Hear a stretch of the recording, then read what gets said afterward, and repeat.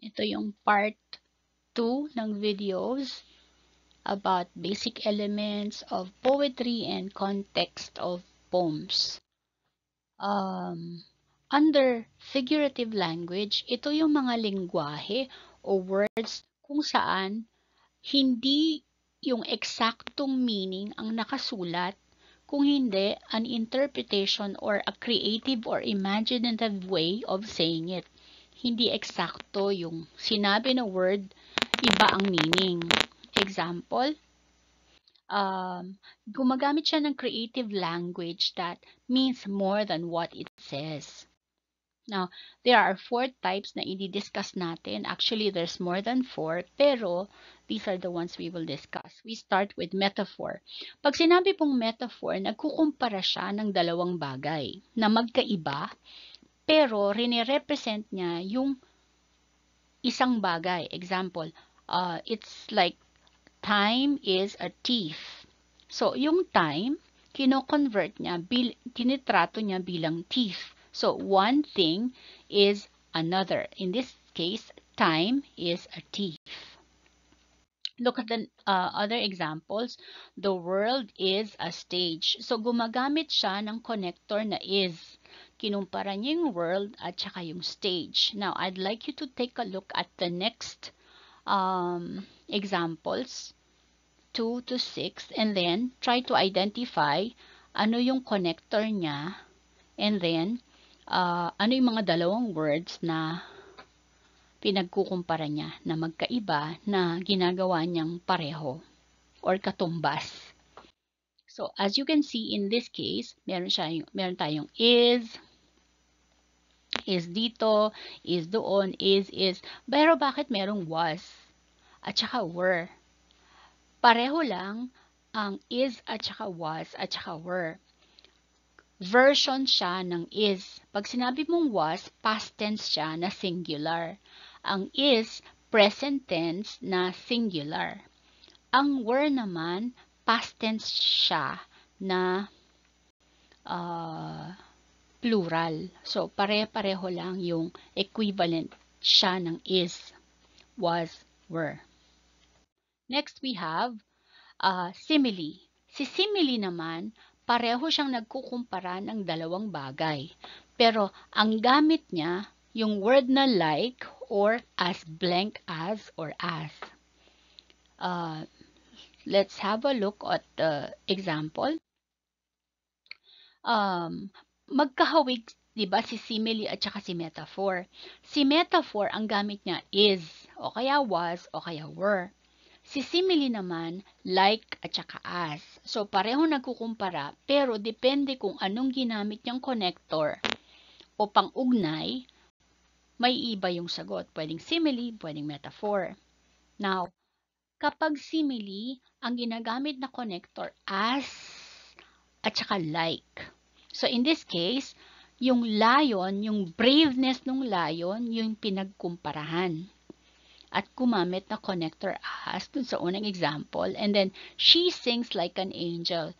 So, yung babae, kinumpara sa angel. Ang point of comparison, singing. So, like ang ginamit na connector. She sings like an angel. So, like at saka as ang ginagamit pag simile. Now, check kung kaya mong sagutan o i-identify kung alin ang simile at ano ang connector sa mga susunod na sentences. I-pause mo yung video para makasagot ka.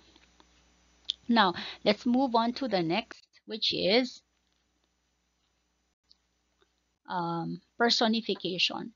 From the word person, it means yung isang bagay, tao man, animal man o object na hindi tao ay tinatratong tao o binibigyan ng qualities na isang tao or actions ng isang tao.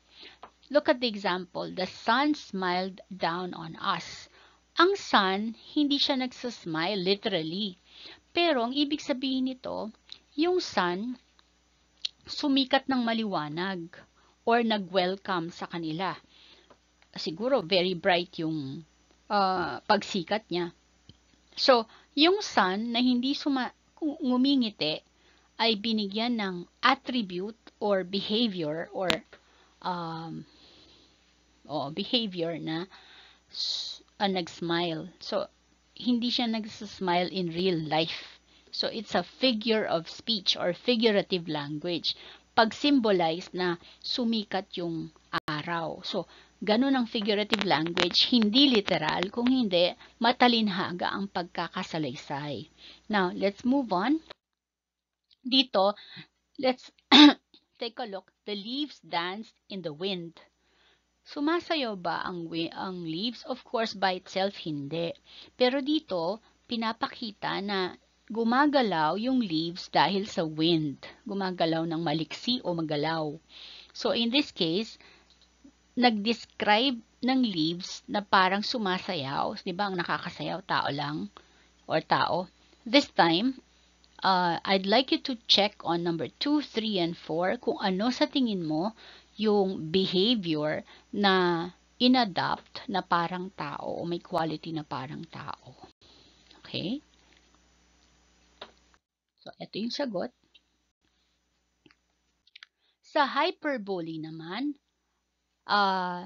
sobrang exaggerated yung pagkakasabi. Ang goal nito para maging dramatic or mas emphasize yung action. Para mas stronger yung effect. So, exage, kumbaga. Look at the example. This bag weighs a ton. Huh? Hindi naman pwedeng isang tonelada yung bag, di ba? Sobrang bigat. Para lang sabihin na, over yung bigat ng bag. So, exaggerated, weighs a ton. So, let's take a look at the next ones. Sabi niya, I'm so hungry, I could eat a horse. Talaga, kaya mong kumain ng kabayo? It's just to say, I'm so hungry. Very hungry. So, take a look at number 2 to 5. Check mo kung ma-identify mo kung alindan yung exaggerated language. Okay? Now, let's move on.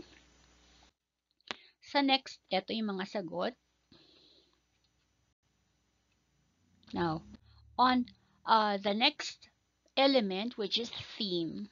Pag pinag-usapan ng theme, ang usapan natin yung central idea o yung main meaning o main idea ng isang kwento o tula. Paano mo malaman kung main idea? Yun yung pinaka-pinag-uusapan. Example, The Little Seed ang title, a tiny seed beneath the earth waits quietly to find new birth.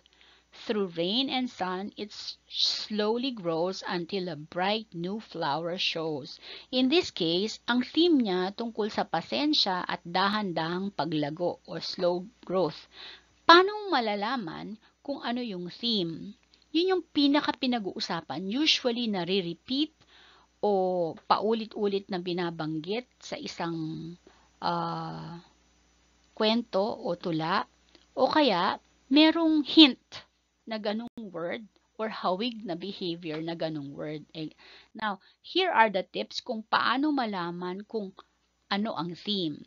Una, tingnan mo yung mga main message or lesson. Dito, tungkol lahat sa growth, sa little by little, dahan-dahan. So, it's about patience. Next, yung tingnan mo kung anong mga ideas or keywords ang repeated. Di ba, paulit-ulit yung little by little, slowly, patience. Di ba? Now, think about what seed represents. Yung seed, ano yung sinisimbolize o pinamumukha niya dun sa kwento. In this case, yung seed dahan-dahan, lumago. So, it's about slow and careful growth. Now, pagkatapos nun, tingnan mo yung bigger idea. Tungkol yun sa, pag sinamarize mo, makikita mo tungkol sa paglago at saka sa patience. So, in short, ang theme nitong example is patience and gradual growth. Now, let's have a practice. Tingnan natin. Check kung ano yung theme. Ito, Luna was scared to speak in front of the class. But she took a deep breath and shared her story at last. Everyone cheered for her courage and might, showing that bravery comes when you face your fright. So ito dalawang um, contrasting idea. Yung una, scared. Pero kahit na scared, naging brave, nag-perform siya. So, bravery despite being scared. Okay? So, here's the next example. Basahin mo, pause mo yung video, tapos hulaan mo, anong mga word dyan or central idea ang paulit-ulit or nakafocus yung story dun sa isang idea na yon. Okay? Pause this video. Now, let's take a look at the answer. Kindness. Paano mo nalaman na kindness? Kasi, yung word na care, nandun mismo yung kindness, tapos, alam mo yon yung nagbigay ng kalinga. So, he gave him care, showing that kindness is everywhere. Next, we have ito, winter, summer, autumn.